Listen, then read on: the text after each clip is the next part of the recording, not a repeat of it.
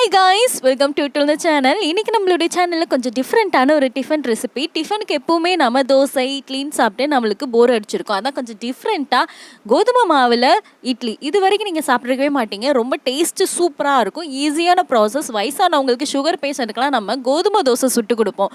அதுக்கு பதிலாக நீங்க இதே மாதிரி இட்லியா அவிச்சு கொடுத்துட்டீங்க அப்படின்னா சின்ன பிள்ளைங்களுக்கும் பிடிக்கும், பெரியவங்களுக்கும் பிடிக்கும். ரொம்பவே ஈஸியாக இருக்கும். இது எப்படி பண்ணணும் அப்படின்னா 250 ml நான் அந்த பவுலில் கோதுமை மாவு எடுத்திருக்கேன். அது கொஞ்சம் உப்பு ஆட் பண்ணிவிட்டு இந்த கோதுமை மாவில் எல்லா ஃப்ளேவரையும் நம்ம ஆட் பண்ணிட போகிறோம். உப்பு ஆட் பண்ணிவிட்டு அது கூட கொஞ்சோண்டு வத்தத்தூள் ஆட் பண்ணிக்கிறேன். அதுக்கப்புறம் மஞ்சத்தூள், ஜீரகத்தூள், தனியாத்தூள், அதுக்கப்புறம் டேஸ்ட் என்ஹான்ஸ் பண்ணி கொடுக்கறதுக்காக சீனி ஆட் பண்ணிவிட்டு எல்லாத்தையுமே நல்லா கலரி விட்டுக்கோங்க.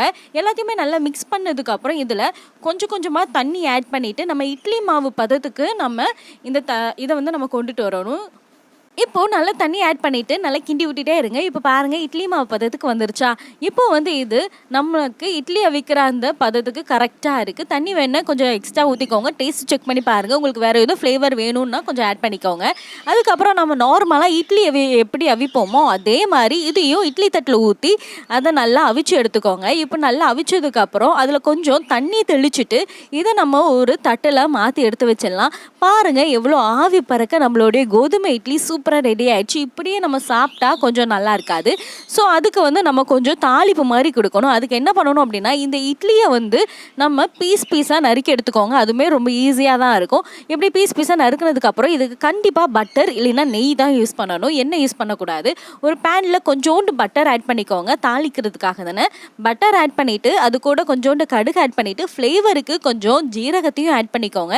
ஜீரகமும் ஆட் பண்ணிவிட்டு எல்லாத்தையுமே நல்லா கடுகு ஜீரகம் எல்லாம் பொரிஞ்சதுக்கப்புறம் அது இப்போ ஒரு 3-4 பல் பூண்டை நல்லா பொடிசாக நறுக்கி எடுத்துட்டு அதை அந்த பட்டர் கூட ஆட் பண்ணிக்கோங்க. பட்டரும் பூண்டும் அந்த ஃப்ளேவர் ரொம்பவே சூப்பராக இருக்கும். நம்மளுக்கு சாப்பிட முடிச்சலையும் ரொம்ப நல்ல ஒரு குட் ஃபீல் கொடுக்கும்.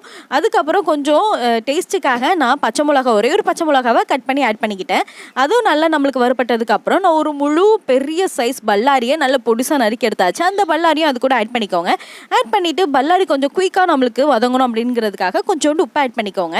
பல்லாரி நம்மளுக்கு ரொம்ப வதங்கிற வேண்டாம். அது கரெக்டாக ஒரு 80% நம்மளுக்கு வதங்கினா மட்டும் போதும். இப்படி நல்லா வதங்கினதுக்கப்புறம் இது கூட நீங்கள் சோயா சாஸ் அப்படி இல்லைன்னா டொமேட்டோ கெச்சப், வினிகர் அதெல்லாம் ஆட் பண்ணி கூட நீங்கள் பண்ணலாம். அதுவும் உங்களுக்கு டேஸ்ட்டு ரொம்பவே நல்லாயிருக்கும்.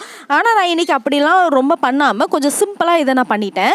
இது பெரியவங்களும் சாப்பிடணும் அப்படிங்கிறதுக்காக கொஞ்சம் சிம்பிளாக நான் பண்ணிட்டேன். இல்லை சின்ன பிள்ளைங்களுக்கெல்லாம் கொடுக்கீங்க இன்னும் வேணும் அப்படின்னா நீங்கள் அதை மாதிரி ஆட் பண்ணிக்கலாம். இப்போ நம்ம கட் பண்ணி வச்சுருந்தோம் அந்த கோதுமை பீஸ், அந்த கோதுமை இட்லியோட பீஸ் எல்லாமே ஆட் பண்ணிக்கோங்க. ஆட் பண்ணிவிட்டு அது கூட மேல் டாப்பில் நான் கொத்தமல்லி இலை இருக்குல்ல, கொத்தமல்லி இலையை நல்லா பொடிசாக நறுக்கி வச்சுருந்தேன். அதையும் அது மேலே அப்படியே நான் ஸ்ப்ரெட் பண்ணிக்கிறேன். இப்படி நல்லா ஸ்ப்ரெட் பண்ணி விட்டதுக்கப்புறம் இதை நல்லா இன்னும் ஒரு தடவை 2 தடவை நல்லா புரட்டி எடுத்துக்கோங்க. இப்படி நல்லா எல்லாமே மிக்ஸ் ஆகிற மாதிரி புரட்டி எடுத்ததுக்கப்புறம் இதை கொஞ்சம் சைடாக ஒதுக்கி வச்சுக்கோங்க. ஒதுக்கி வச்சுட்டு கொஞ்சம் ஸ்பேஸ் கிடைக்கும். அதில் நான் ஒரு முட்டையை உடச்சி ஊற்றிக்கிறேன். ஒரு முட்டை நான் 2 முட்டை உடச்சி ஊற்றுக்கோங்க. இது கூட நீங்கள் பெப்பர் கூட ஆட் பண்ணலாம். ரொம்பவே நல்லாயிருக்கும். ஆனால் நான் எந்த ஒரு ஃப்ளேவருமே ஆட் பண்ணாமல் சும்மா இப்படியே பண்ணியாச்சு. இந்த முட்டையை நல்லா கலக்கி விட்டுக்கோங்க. முட்டை நல்லா இப்படி வேகணும். வெந்ததுக்கப்புறம் முட்டையும் அதையும் நல்லா மிக்ஸ் பண்ணி விட்டுக்கோங்க.